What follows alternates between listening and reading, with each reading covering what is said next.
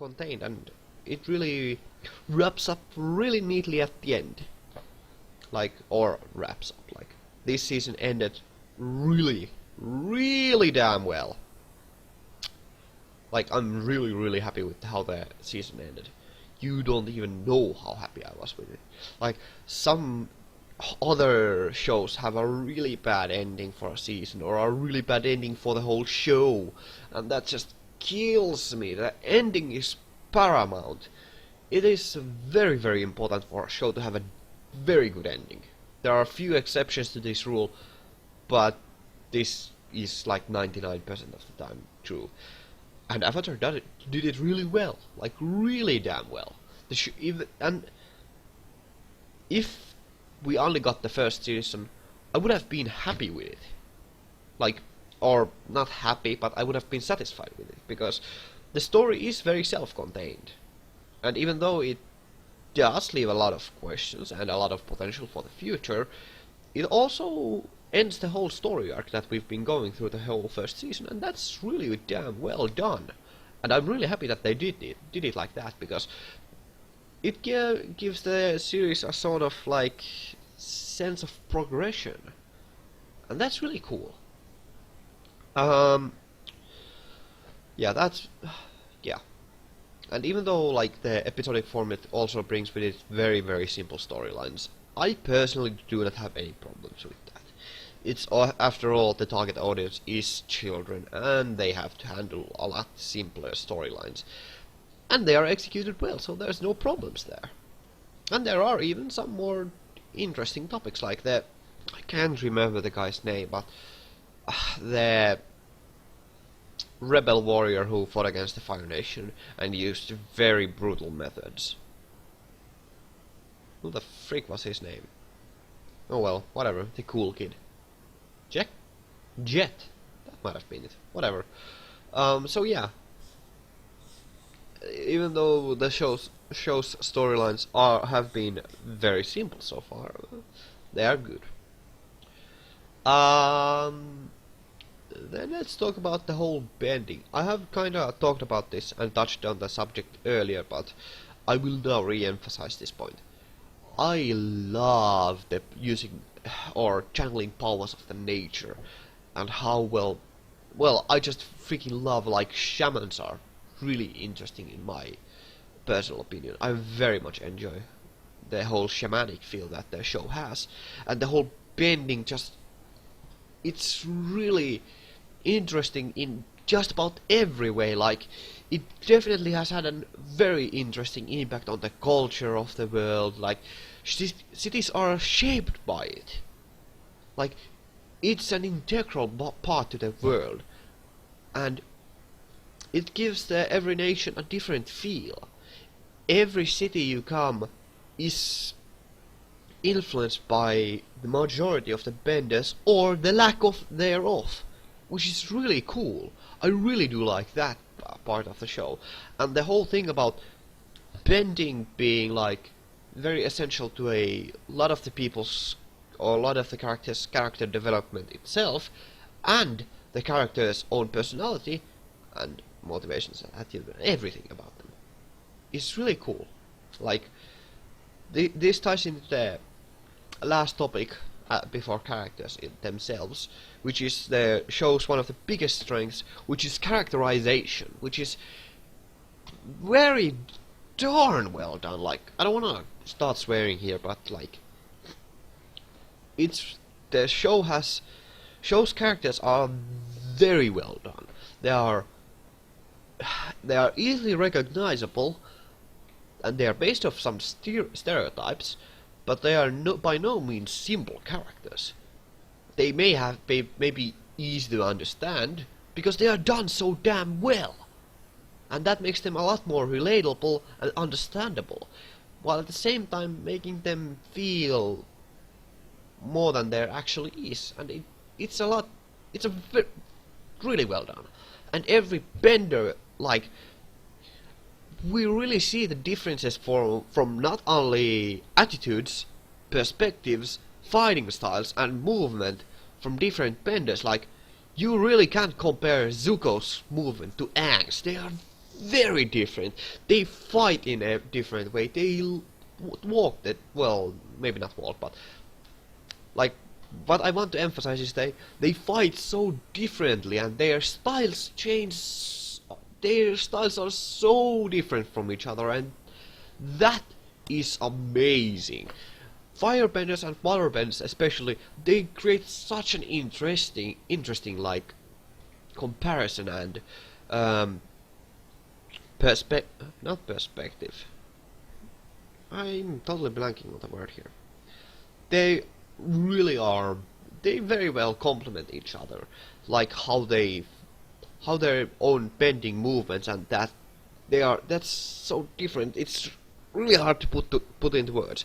But the point is, the bending reinforces the characters, and every bender is defined by what they bend and how they bend, and that's really interesting to see. Like Zhao and Zuko, even though they are both firebenders, they are very different.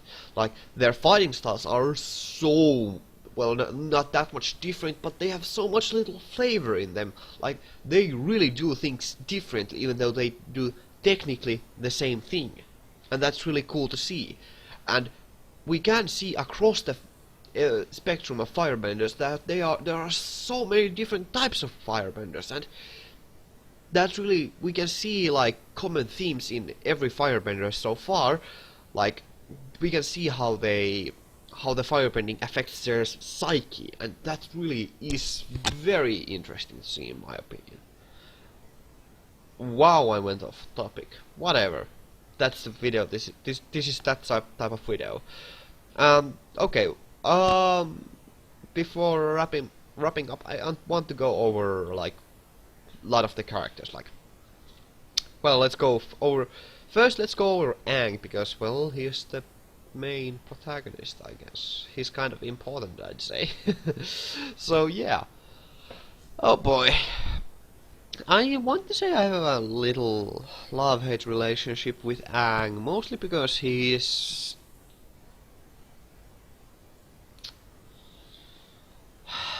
both such a perfect little kid.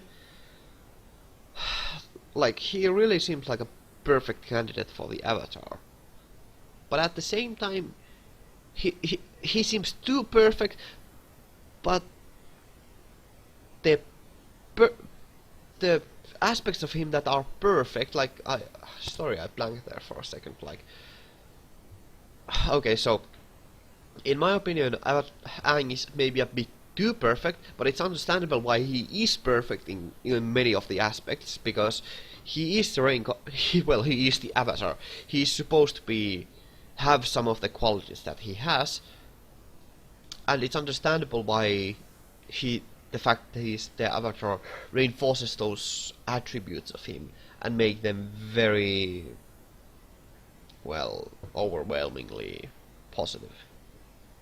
Like, for one, he's very talented at bending, but I don't think that's such a bad thing. That's basically his whole thing. He's a very talented bender. So that's kind of cool. And he has connection to the spirit realm. And he handles it really well. And he really hasn't had all that much problems with bending or holding his temper or such things. Like, he has been very perfect. But it's good that we have seen that he has flaws after all. He is still a young kid. Like, mentally he's only 12 years old. And we see that. He does some really stupid stuff. He is very childish and naive and all that. But he's only 12 years old. He ain't perfect. And that's good. That's really damn good. And he also underestimates his own ability, which we see in the episode where he learns a bit of firebending, which is really cool. I really did like that episode more than I let on in the actual commentary itself. Yeah. Well, yeah. I think Aang really is a very, very good main character. There is not much I'd like to change about him, because even though he seems a bit too perfect, that's kinda, it's understandable why he would be, and he's at the same time very, like, his issues are very relatable and understandable, and he seems human, but at the same time something more than human, which he is. And that's really cool. That's a really, he's a really good protagonist, like, in my opinion. Yeah, let's go with that. I could ramble on about that more, but keep it simple, I guess. Katara, I don't have much to say about her. She's a basic protective sister type of character and semi-love interest. I kinda wish they would handle the romance bit of the story a bit better, but at least in that one episode when we had that little girl who had a crush on Aang, she handled it really maturely, and that was really cool. I really did like how they handled it there. But the whole main love interest thing, oh, that's so poorly handled. I'd like them to handle it better. And the naive romance at the last few episodes was a bit too bittersweet for me. But that's just a bit. It's not a problem per se, and it's kinda nice to see that some series still have that cliche, and it's a cliche for a reason, and it's by no means bad. But yeah, Kitara, I don't know. She's a fine character by every regards, but he isn't quite that interesting. I'd hate to say, but yeah, she isn't quite that interesting. She's not bad, but she's not that interesting.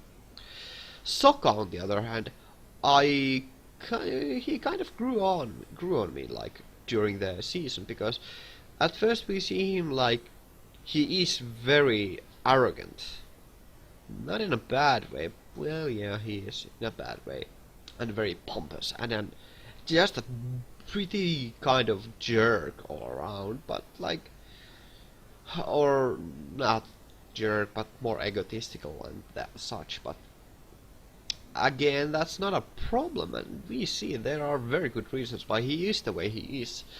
And actually, when we see more of his own character development, and how we get more about his backstory, he seems a lot more interesting. And there are some very interesting comparisons to be made there to some ancient heroes and such, which I can't really name from the top of my head, but yeah, I do quite like Sokka. He is a very interesting character. Unlike Kitara, unfortunately. I don't know, I just didn't really like Kitara. But yeah, Sokka is actually very cool, and I do quite like him more than Aang, just because he's kind of the bumbling buffoon. But on the other hand, he's a very good soldier after all. He's not bad by any means, and he's actually kind of a smart guy. Like, he really figured out a lot of the strategy, and he's by no means is he just stupid. And that's very good. He's not just a comic relief character, and that's very good. Oppa? Yeah, I like Oppa. Moving on.